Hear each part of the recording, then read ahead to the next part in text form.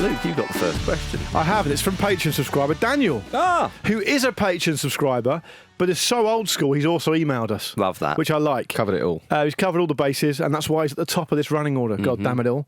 What will be Gareth Southgate's legacy as England manager? I understand that things have been way better since he took over, but ultimately I cannot help but feel disappointed that he was unable to win a trophy after reaching 2 finals. And given the way England played at this tournament with the players at Southgate's disposal, it makes me feel like his reign has ultimately ended as a failure. Marcus. Yes. It depends who you talk to. And I think that this I'm talking to you, big boy. Well, and here I go. I mean, there are 2 basic schools of thought. There is a third Tony Blair way, of course, as always. But I think generally Crony Blair, Crony Blair. I think his legacy for some will be that he didn't do it. He was the nearly man who didn't get enough out of the players. It was too conservative. It should have been handbrake off. And had Gareth Southgate managed this England team a bit better and played with a bit more freedom, England would have won trophies or a trophy. And I think that's what some people will think as his legacy. When you ask a large section of the public in this country and overseas, it'll be, he didn't make the most of it. I would hope that the majority of people in this country would think that Gareth Southgate's legacy will be restoring. I don't even know if it was restoring, actually. I mean, you have to decades, but bringing England into a far better position than they have been for decades and decades, and that his legacy as England manager will be restoring pride, restoring joy of playing for England, and getting interest back in the England team in a way that hadn't been probably since the 1990s, and had a lot of, we have to call it relative success, because he didn't win a trophy, because that's the ultimate markers of success. So I think that would be the other legacy, that he did a fine job and brought England into a new realm, a new era, and it was thoroughly enjoyable as an England fan under his tenure. Yeah, I think one of the key parts of it, because it's multifaceted, and there are good elements and there are bad elements, which is going to be likely over such a long reign. But I think you touched on it there, Marcus. What he did do, which even people that really dislike him probably wouldn't disagree with, was he made England relevant in modern international football, which had got away from England and we were just stuck in the past, both on the pitch and off the pitch in a lot of different ways. And I guess people still argue that everything you just put forward there, that it was too negative, it was too cautious, and those opinions sort of calcify now, don't they? Because I think we all looked at the final, both finals really, and thought, the issues are quite stark there. We've lost that because we've not been able to compete at that top level and not had the sort of attacking fluency that we've needed. There's perhaps a sense that he's had the handbrake on, and all those things now become a part of the story. And I think all of us in the studio are very positive towards Southgate and appreciative of the changes he made. Wanted that to not be the case, but he just couldn't quite get it past that. But as I've said, he's sort of taken England into the modern era in a way that we were crying out for. And I think when the dust settles, I think there's a lot of groupthink around Southgate that will kind of fall away a little bit. I think people get very emotional about England, understandably, because football is a very emotive thing. But I think some people seem to think that because some things were bad, nothing was good. Yeah. And I think that will fall away over a little bit of time. And I think actually his legacy was already in place when he started, because he'd put the structures in place as under 21 manager to actually kind of join up the age groups in a way that hadn't quite been done before. And this was part of him modernising the setup at England. And that's still there. And we don't know what Southgate's going to do next. A lot of people are saying perhaps he should have a job at the FA where he sort of oversees that. He might not want to do that. But those structures are there now. And a lot of that is to do with him. And we've seen how successful the youth teams have been. And that can only be a positive thing. And I think, that will kind of ring out for a long, long time. Knockout games are not easy, are they? He won 9, which I think is more than every manager in the 50 years combined. And I think that those memories of the late Ollie Watkins goal and the penalty shootout wins in the World Cup and at the last Euros and getting all the way to those finals. These are the good old days, you know, and that will stand the test of time. Yeah, I think you guys are spot on. I think it is definitely a multifaceted thing. You know, I think he'll be, and the way we kind of position people in that role is very different when they're doing the job to when they finish doing the job. Yeah. You know, when you start looking at things in retrospect, you can start to get a more rounded picture and almost become a bit of a historian about it rather than a kind of, you know, cultural commentator, if you like. It becomes different. And I think Jim's right to say a lot of this stuff will fall away, and I think that's right that it does that. He'll be looked back upon as a massive figure, culturally a massive figure, because we have to remember where we've come from as a team and where we are. And I said on Monday, we've gone from basically like a laughing stock, whether we like to admit that or not, particularly all the Sam Allardyce stuff, to really the nearly men of international football with a very consistent record at the sharp end of tournaments, right? And they didn't make that extra step, and they didn't get there. And you're right, Marcus, to say relative success or qualified success or whatever it was you said, because success is marked by trophies. But there's an ambassadorial element to this role as well, and he was a very good ambassador for English football. The players loved him.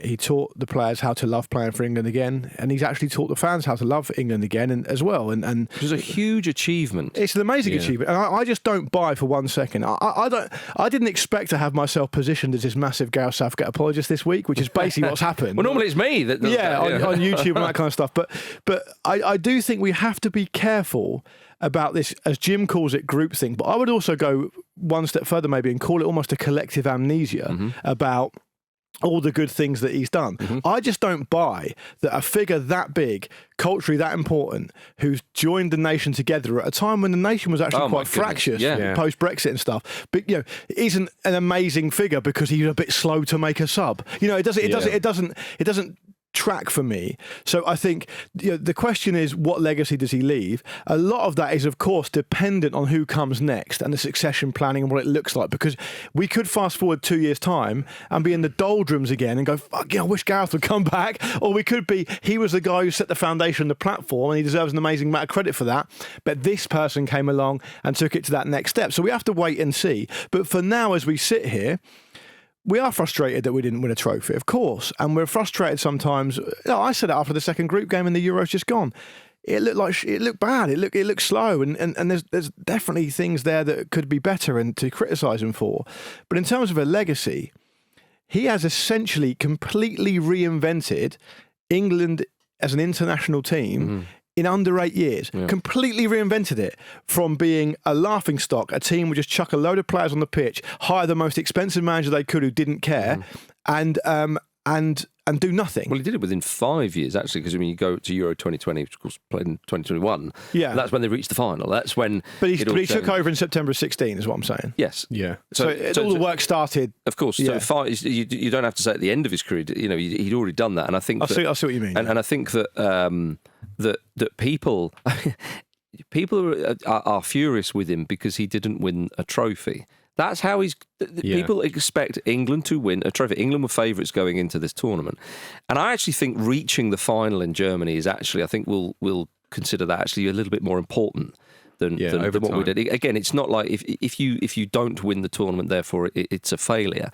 He's the best failure, though, that we've ever had. Indeed, Jim. And I mean, I would just say, well, would you rather have England have gone out to Slovakia or gone out on penalties to Switzerland or not got past the Dutch? You know, I think reaching that final has some importance, but again, not winning that trophy is always going to be there, and it's such a monkey on England's back. And also, one of the things that's been a shame about how this has been covered in light of him leaving is that I find it very difficult to justify my opinion about Southgate when all I'm presented back with is a load of fictional scenarios that didn't happen. Well, there is that, yeah. Which is annoying, isn't it? When people go, well, yeah, but if they had done this and if they had that manager and they hadn't played that guy and if that team hadn't won their group, and it's like, well, But that's nothing to do with this. Yeah. You can't dream up fictional scenarios in your head and then use those to justify why someone you don't like is bad. And to me, I think that's important to say that. But Daniel, I can understand why Daniel feels disappointed. We all feel disappointed. Yeah. We didn't come in here on Monday,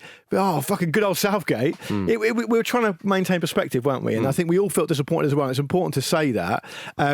The way England played in this summer was very inconsistent. It wasn't great at times, but they gave us some great moments again. And I think when we look back on it, which is what a legacy effectively is what Jim said. There's a load of great things. Yeah, absolutely. Some of the criticism I've seen, I'd be interested to get you guys' thoughts on this, is that England should be getting to finals and should be winning tournaments with these players, and that any manager could do that. What do you think of that? Because England have had very, very good players in the past. I think it's very difficult to win a tournament. Particularly, I think it's to, misunderstand the nature of international football. Tournament football particularly. Yeah, tournament football, yeah.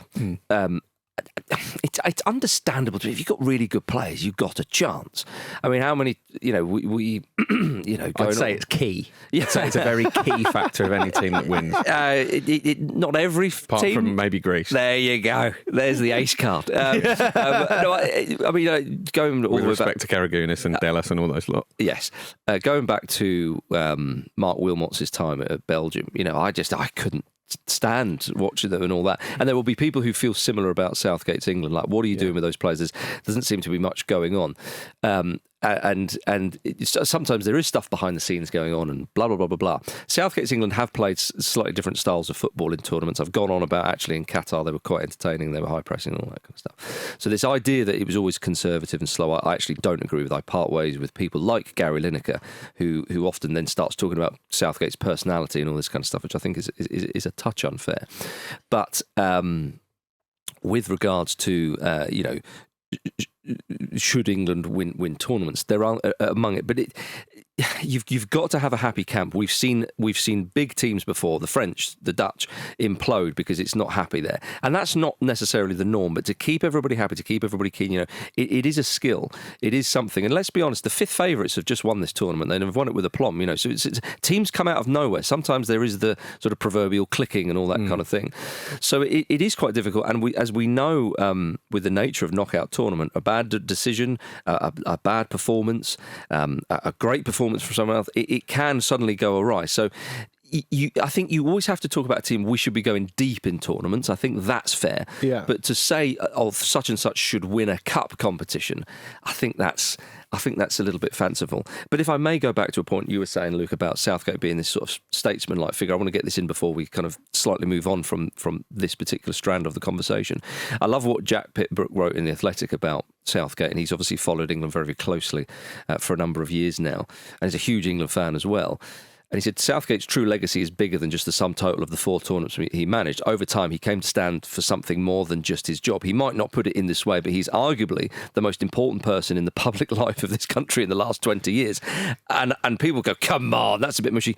I agree with it. And partly the agreement with that is extreme regret about how fucking disgraceful the politics has been in this country for a long time. Players having to sort of refute allegations of being Marxists, the racist reaction we to can go into the detail, 2020. Indeed, but I think Southgate, that side of things, which you talked about earlier, Luke, people can quickly dismiss that. You shouldn't dismiss that. One of the legacies of Sir Bobby Robson was... what is the legacy of Sir Bobby Robson? Because he's seen as a huge success, isn't he? And a good guy. Yeah, and right? Despite not getting as far. But a good guy. A good guy, but also he faced huge criticism, didn't he? It was exactly the same sort of thing as we touched on before, and that noise does fall away. And he maintained his class. And as I said to you this earlier in the week, all the people that were frankly disgraceful towards him spent the rest of their careers trying to ignore and forget that they did that when he became basically the grandfather of English football. Yeah, and I think that a lot of journalists have been warmer towards Southgate. Maybe they've whatever. So and they will become, and everyone will be. Yeah. And I think the problem with modern life, and you touched on it there with the political discourse, the problem with modern life is people find it very hard to process two sort of slightly conflicting positions at the same time. You have to be all for one or all for another. Yeah. Like Simon Cooper, of the FT said, he literally tweeted this yesterday, 2 things can be true at the same time. Southgate made players happy to play for England, reduced the pressure, created a more secure defensive setup, tackled the penalty problem that did for the top side of top sides of 2004, 2006, and was a very good CEO/head of performance. Also a great human being, etc., etc., etc. They advanced in these tournaments, but also, perhaps tactically he wasn't quite right at the very top level. Maybe not bold enough. Yeah, maybe not bold enough. I don't want to put words in his mouth, but the thread's there on Twitter for those who want to read it. And he's obviously written several books about football. So I feel like it's a complicated picture. And what would have been easy to have done if England had won on Sunday would have been easy just to tie the ribbon on that and say legend. Yeah. No further criticism needed because he's completely upended the fabric of football in this nation, and we all move on with our lives. We can't do that. So I do think, to go back to Daniel's original question, part of the legacy will be decided by what comes next. Because to fully appreciate a legacy, you have the before, the current, and the after. And I suspect, it's just a prediction, it may not come to pass, but I suspect that even if England win a World Cup in 2026, for example, which we'll come on to in a minute because that's one of our next questions, I hope what happens is people go, thank you very much to Gareth Southgate for setting the foundation for that. Well, he couldn't get it done, but he did do a lot of things that were able to set the foundation. Nobody stuck a flare up their arse for Roy Hodgson. It's not quite a trophy, but if you squint... it sort of looks the same like shape. We're getting there. On that delicate note. Indeed. Yeah. You jumped ahead there, Luke, talking about the 2026 World Cup. Steve on Instagram said, if England were to win the 2026 World Cup, would this affect Gareth Southgate's legacy? I just think it would fuel those who are on one side of the fence or the other. I think those who think his legacy is setting those foundations go, there you go, it's been vindicated. And those who think he was a bit crap or boring will go, there you go, there's a man a manager who got the best out of them. Honestly, I think that it will still be the case. You can choose your fighter on that, can't you? You can decide which side of the fence you want to fall down. The sensible thing would be, and this is a hypothetical scenario, and we have no idea how it would come to pass, or if it can come to pass, and obviously the people who aren't England fans listen to this will go, here they go again straight away. Well, no, it's a question. It's a question people have asked us. The actual answer, the truth of it, for my money, would be someone's taken Gareth Southgate's basis and taken it on the next step, which of course actually is what should fucking happen in joined up organisations that are competing. They should be doing that kind of stuff. We've seen so many legacies over the time where that hasn't happened, but sometimes it does happen as well. Classic example would be Shankly to Paisley or whatever. There's a it's easy, not easy, but obviously club the Germany international situation as well. Yogi Love, so I think if it were me and I was looking to assess that, if England were to win the World Cup in a couple of years, I would be saying, fucking great, whoever it is who's done it, good on you. But we have to acknowledge the culture which has been set by Southgate, unless the person who comes in completely rips it up, says, go back to basics, we're not doing any of that nonsense, we're going to stay out of that, and wins anyway, then we've all got a conundrum to face, haven't we? Absolutely. And I think actually, let's look at what Gareth Southgate's legacy means for Roy Hodgson's legacy or for Fabio Capello's legacy, because I think it makes them look worse. It makes them look worse, absolutely. It casts them in a sort of negative light in which the thinking wasn't particularly clear or joined up. It was all just a bit stodgy. And obviously, actually, Capello had a really good record in a lot of ways, but ultimately fell at the same hurdle that England so often did. And I think, England and the players that will be at the World Cup, there'll be a huge amount of the squad will still be there, almost certainly in 2 years' time. They now have the experience of winning knockout games and in really difficult circumstances, scraping through them, which you inevitably have to do. As we mentioned on the show before, we know that you basically have to win a penalty shootout, or more often than not, you have to win a penalty shootout to even get to a final, let alone to win a tournament. They've got the experience of that now. There is the process in place if they so choose to keep it up. Is there. So I think the only way it would negatively affect Southgate's legacy, I think, is if the next manager kind of fulfills the fantasy that essentially every England fan has, whether you figure it's realistic or not, of them just turning up to the tournament, playing really, really sort of hard pressing, attacking football that's brilliant to watch, and there's loads of goals, and they just romp it and they walk it. Then maybe people would be able to go, you see, it's pretty easy. These players are great. It's not rocket science. There you go. But I think the chances of that happening are very, very unlikely. In the North American heat, it's not going to happen. Indeed. But if it does, then I take my hat off to whoever manages to do that. But again, though, with regards to Southgate's legacy, 8 years in the job, that amount of tournaments, people love Terry Venables as England, Yeah. Euro 96 and all that. Well, they played 5 tournament games. They only won 2 of them. Obviously, there was People just love the past. Exactly, and I think that people remember the past. And actually, we almost sort of craved that glorious failure, a sort of a semi-final, because you're not in touching distance. Once you get to a final, it's the real big stuff. Huge collective moment. And you can almost taste it. And Southgate gave us a huge taste that unless one was alive in 1966, you'd never had that kind of taste before, and you're like, oh my goodness, I want the full biscuit. I don't want a crumb. I want the full thing. And you're desperate, and in that desperation, yes, of course, in the Italy game, 1-0 up at half time, it's a chance that slips through the fingers, and maybe someone else might have not let that slip, but again, it's that kind of frustration. No, I want it, and it's that craving. And who do you turn on? The manager. And there's no turning on the players, by the way. And there's no. Yeah, I don't like to start blame them. It's a collective effort. Southgate does not kick a football during the tournament, and he said as well, we didn't keep the ball the way I wanted us to do. I'm not telling them to drop deep. So there are all these issues. The buck stops at the manager in this country. In other, I was hearing that in France, they'll often actually blame the players first, unless maybe it's Raman Domenech in charge. But I also think he's done a pretty good job overall of answering like critics, because some of the criticism was that he's too loyal to players. Well, he jettisoned a load of players that he was loyal to ahead of this tournament. A lot of it was he didn't make subs. He made subs really impactfully in this tournament, and it still didn't work, right? So maybe sometimes it's just hard to win a tournament, and that's how it goes. He is, if you want to look at the facts, all the stats that Marcus you roll out all the time, which I think are very supportive of an argument of being positive about Gareth Southgate. Alf Ramsey's the best England manager ever, obviously, because of all the stuff that we know about.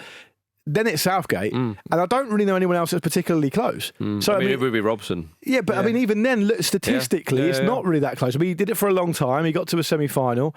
That if you're talking about legacies, by the way, what followed Robson was a disaster. Yeah. So you've got to bear that in mind. So I think Southgate's the second best England manager. He is without a doubt. Absolutely. Did you guys get the feeling when we were younger in England, there'd be a lot of hype around England before a tournament, and you'd get excited yourself and think, oh God, maybe we can do it here. You look at the players here, and you get all the players talking it up in the press. I remember before 2006 in particular, Rio Ferdinand doing a lot of interviews going, we think we're going to win this. We've been aiming at this for years. And that hype, even in 2004 for the 2006 World Cup was there. And then England go out as they always do. And you personally feel a bit silly. Yeah. You feel a bit silly for having bought into it. But we've been in finals now. And Jim, the expectation, it's very different. The expectation ahead of this tournament was, I've never known it before. I mean, there were pundits that saying, well, England should be winning this trophy. And again, I mean, let's be honest, the midfield partner for Declan Rice in that setup wasn't even established, and yet we should win the trophy. I said it before, I don't think actually England have the best balanced squad. Blah, blah, blah. We're getting into the details of something that we've been talking about for the last few weeks. So yes, you're right to talk about that expectation, but I think time will be kinder to Southgate than some people may expect. I sincerely hope so. And I think as well, for those of us who were positive about Southgate, again, those who were negative will just go, oh, shut up, what are you talking about? But you can't dismiss the fact that an enormous amount of people held that man and will hold that man forever in such, in such affection. And I was actually sadder for him than anybody else. Like, normally I'm sad, and I wanted it to be him so much. The Euros have caused that man so much pain. Yeah, indeed.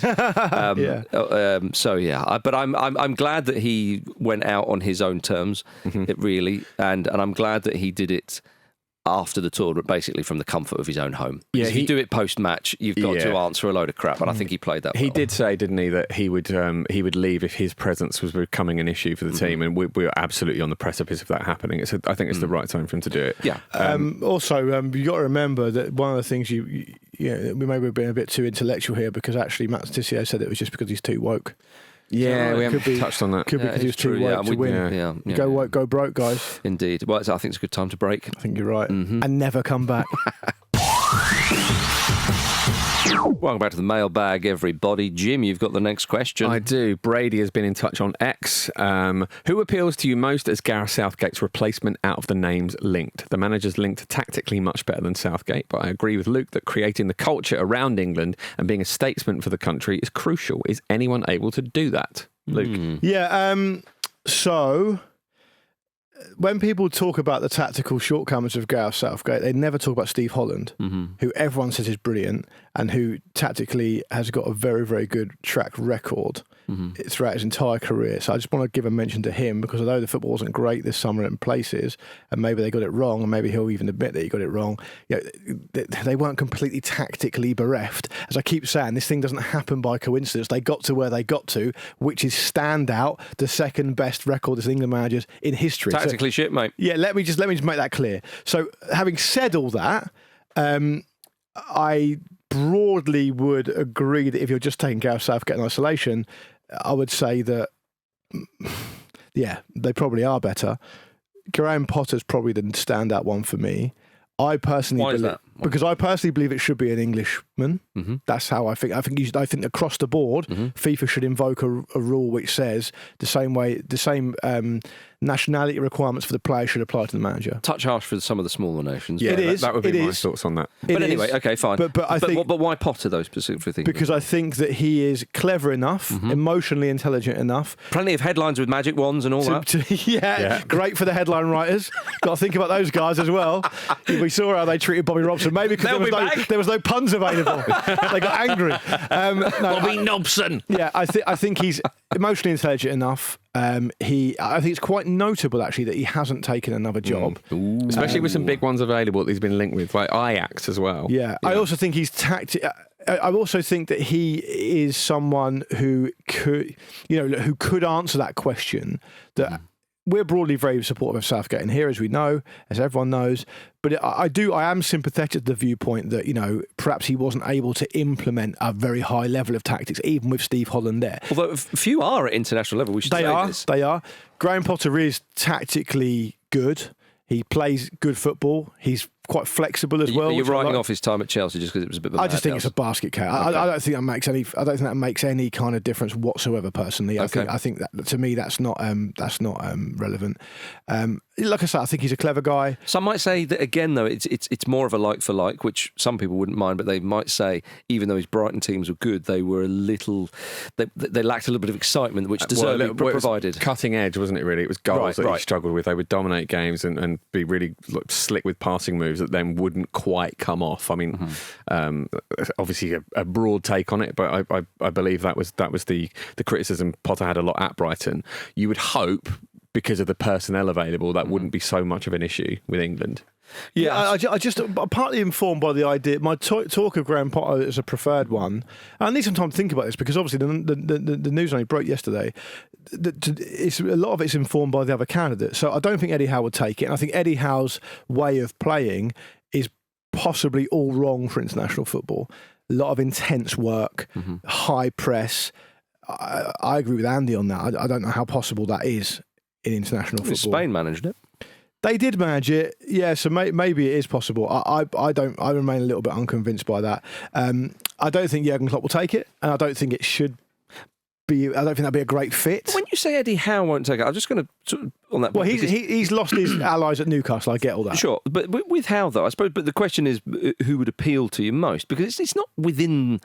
It is within the realms of possibility that Eddie Howe could end up as England manager. I mean, it would take the FA. Reports. Exactly. Who the fuck knows what they're going to do? Reports suggest that Howe would be interested, and Howe has said, it's the ultimate job.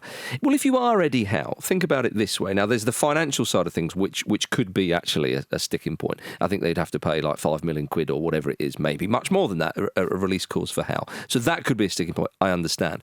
But with Eddie Howe, though, at Newcastle United, talk about that for a minute.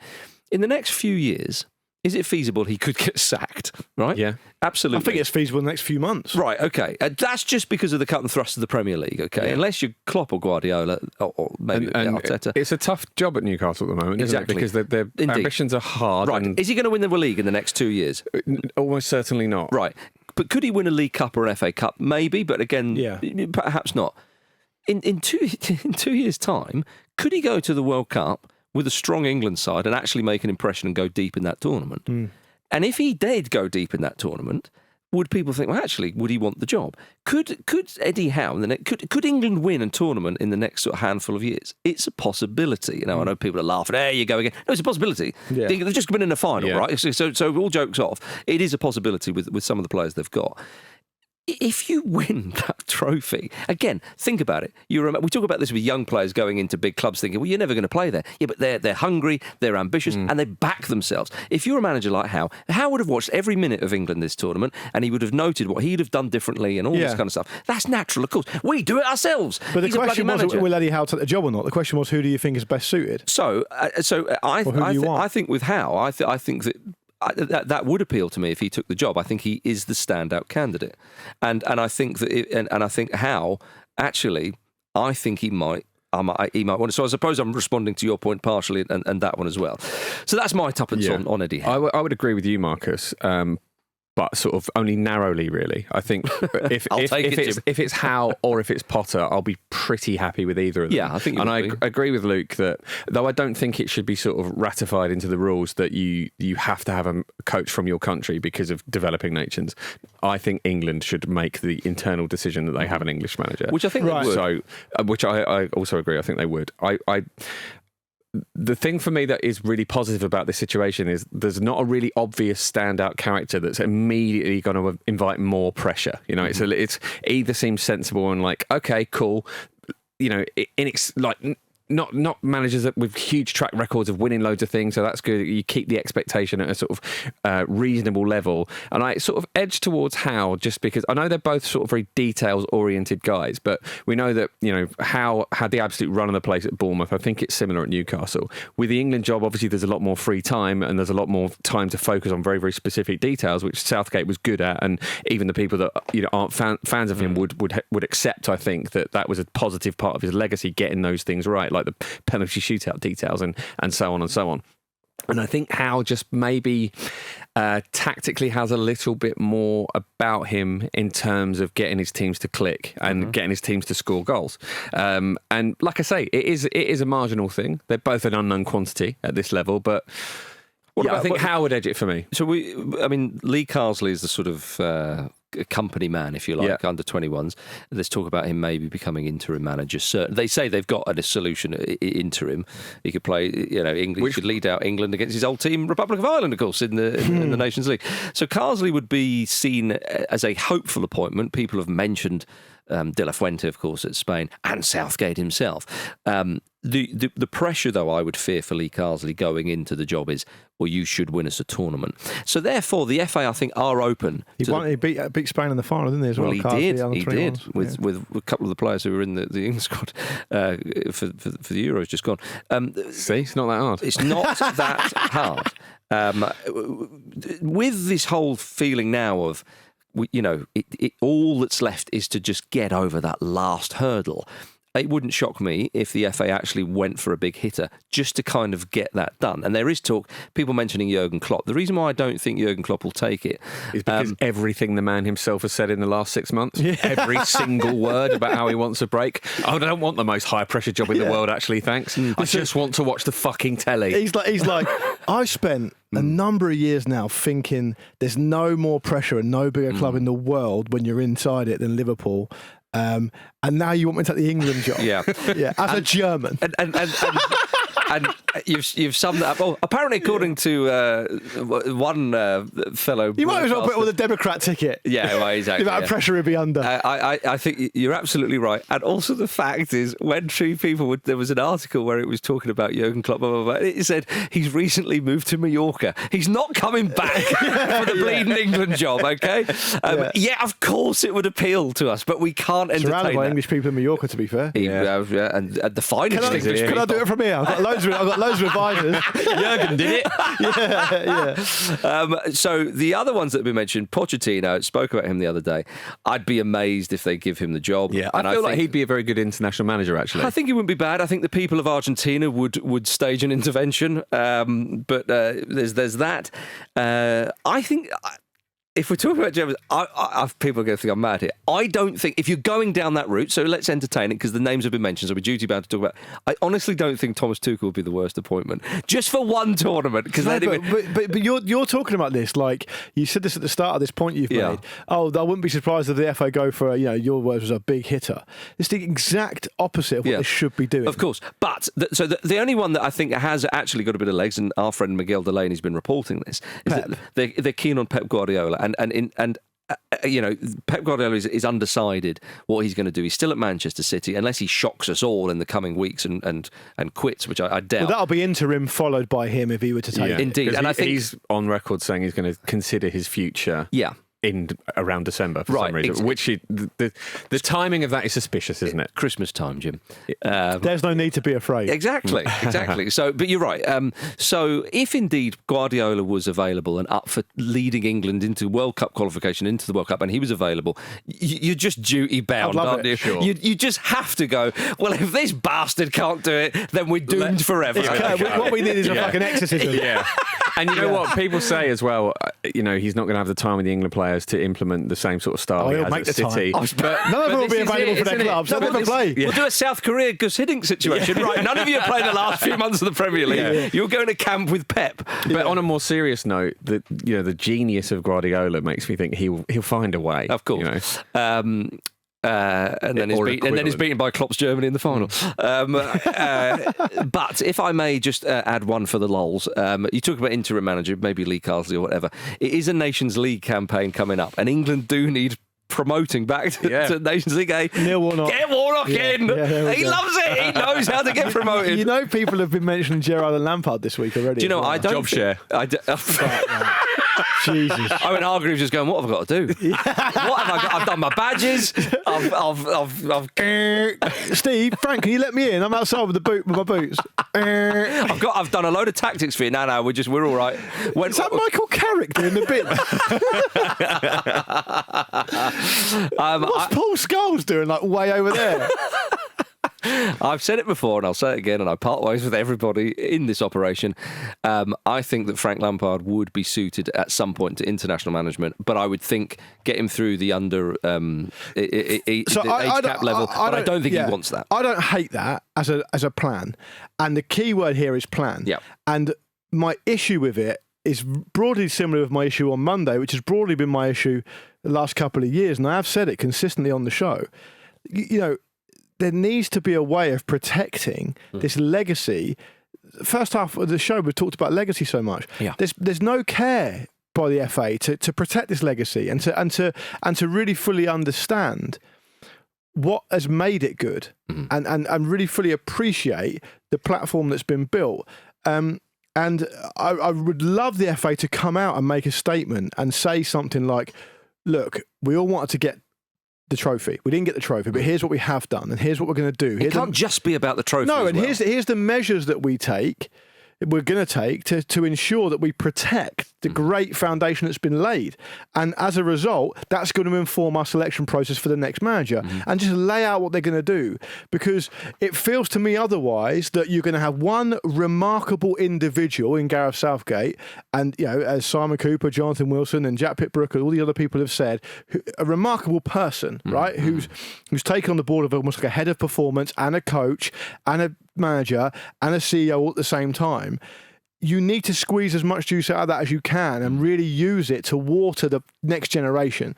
And that needs to inform what they do next. And if they sit down with Eddie Howe or Graham Potter or whoever it may be, they need to say, these are the things that we need to improve on, and these are the things we've done well that actually, as the organisation in charge who's going to fucking hire you, this is what we need you to be able to do as well. And if you can't do it, we're not interested. That's what they need to do. But by the way, they won't do that, but that's what they need to do. Widening the scope on that as well, I think the coaching culture in the country needs to keep improving. Yes. Now, I know the financial barriers in this country can be quite limiting, or certainly they have been.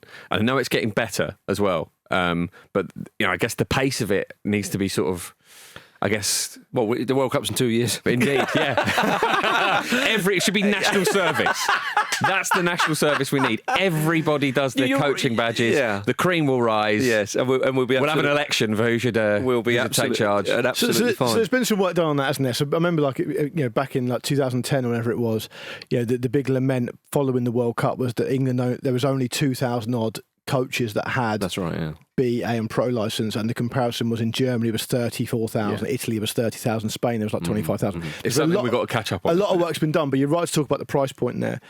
That's not meaningfully going to affect the quality of the England manager for No. the next generation Sure. or so, though, is it? But I mean, Jim, you've said before that it's the sort of the coaching culture, I think. Almost. Yeah, but Community it's of it. if you think about the type of players, we used to bemoan the fact that England didn't create certain types of players, and we used to use Jack Wilshere as the anomaly, and Jack was a fine player, don't get me wrong, but now you look around the England side, you couldn't have imagined a Phil Foden or something like that, a few years ago, really, and England have brought on the players in England DNA, and obviously people like Klopp and Guardiola take enormous credit for that, so let's not be, you don't have the FA School of Excellence anymore, so you have to be very, very fair, but you've made the point, Jim, that the lack of quality coaches that England produce is the real one of the huge differences left between England and a lot of the other sort of the bigger nations as well. They don't have. It takes time, though, doesn't it? It does take time, and as we've just talked there, that things are in progress to try and improve that, and we certainly hope they do, because again, you're the two standout English candidates for the job are Eddie Howe and Graham Potter. If you look around, if Italy, Germany, Spain, Portugal, they've got more options. And also, listen, this is from Matt on X. If you do go with Eddie Howe, you get the added bonus of seeing Jason Tindall in the England technical area.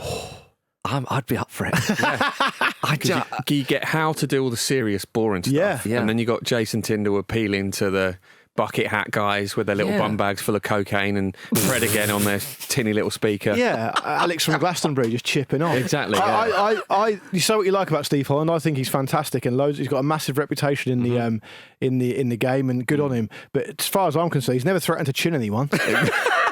No one's throwing a plastic cup at Tindall. Exactly. we would go full. Might be full. He'd catch it, down it, throw it back. Yeah, I would do a proper 180 on Tindall. I'd be like, he's our man. He'd be next to the captain, belting out the national anthem. Oh, come on! Wouldn't he? Imagine Standing on the pitch. We're playing Argentina. You know what their bench are like, but we've got Jason. It's gonna be fine. Hang on, He'll get them sent off. Jason got a flare up his arse. I really want Howe to get the job now. I really want that to happen. Oh, dearie me. We'll finish this mailbag with a question from Josh on X, formerly known as Twitter, by the way. Stuff coming in on X on Twitter.com at the moment. Oh, my goodness. It's incredible. Yeah. Thanks to the Musketeer for that. Thanks for the content. I thank him every day. When I see that he's spending $45 million of his own money to support Donald Trump every week. What money incredibly spent. On the other hand, look at the content we're getting. Yeah, that's right. Yeah. You cannot question anything he does. Anyway, if you had to organise a leaving do for Gareth Southgate, what would it look like? Nice question. So I'm a big believer in when it comes to organising a party for someone, I think the mistake that's made by the organiser is to make it what the organiser thinks would be good. Whereas what you've got to do is you've got to lean in to what the person themselves would want. There's a great scene in Parks and Rec. Have you seen the show Parks and Rec? Yeah. Where Leslie Knope organises that's right. for Ron Swanson a quiet room to himself with a steak and a whiskey and a war movie, and says, I'll guarantee you no one's going to disturb you for the next 3 hours. When you're done, believe his luck. you let me know and I'll get a cab to take you home. It's a very thoughtful thing to do because he's worried it's going to be a horrible party that he won't like. With Gareth, I think it's got to be a very nice low key, probably someone tinkling the old ivories. Yeah. Not Tord grip. Well, M&S platter. M&S, these are not just good, these are M&S good bits of food. I think a video message from the King. You reckon he'd like that? So thanking for it. I mean, the King has... it was Prince William, actually. It's a royal... you reckon he'd like a bit of royal approval. Yeah, he's a proud Englishman. I think that he has those kind of traditions and all. And then maybe a little message from... Roberto, maybe from like Luis de la Fuente saying, "It's all right, Gareth. Yeah, you are the best coach. Actually, I was a bit lucky. Just for the haters. Surely Sam Allardyce. You can make it message from Sam Allardyce. A bit like a pint of wine. This is your life with the little red folder. There's all the things you've done, Gareth. I would quite like to put on a Die Hard themed surprise party. You would chuck him off the roof. Well, just because Hans Gruber him. Wouldn't it be great to just be in a situation where someone walks into the room and loads of people go, "Welcome to the party, pal." It's the only way you're going to contrive it. Could we do an escape room with Gareth? The three of us and Gareth. A surprise escape room. How do you get you sort of bundle them into a van, like one of those stag do things where you do a fake kidnapping? Do you know that England fan who looks a bit like Steve McLaren who pops up? Yeah. There was a thing. So I love that no one still knows his name. Yeah. So a couple of mates of mine go and watch England everywhere, and they got him to do a video message to our football group. So he's not just like some AI creation; he's a real life guy. And but there was another fan that was doing the rounds on social media, spoke to him because obviously he's like this big celebrity now, like the England fans, like people want photos with him and stuff. And someone said to him, "Oh, so what do you do? Like, what you're always here?" And apparently he's now this is what was on social media, but it's so kind of like specific. I want to believe it. He said, "Yeah, no, I live in Thailand most of the year. I run an escape room for people. But, yeah, when England are at the tournaments, obviously I drop all that and I come out and watch the team." Well, there you go then. That's where we go. It could be total bollocks. I'm choosing to believe, and I think you should as well. Listen, classy cocktail party for Gareth. People come around with canapes. McLaren look alike.